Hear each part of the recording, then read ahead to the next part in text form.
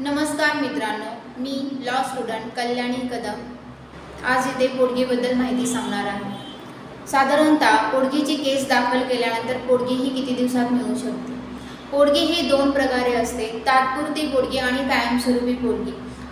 साधारणतः तात्पुरती पोटगी मिळवण्यासाठी किंवा तात्पुरती पोटगीची ऑर्डर निघण्यासाठी 4 ते 5 महिन्याचा कालावधी लागतो किंवा त्यापेक्षा जास्त कालावधीही लागू शकतो आणि कायमस्वरूपी पोटगी मिळवण्यासाठी बराच कालावधी लागतो।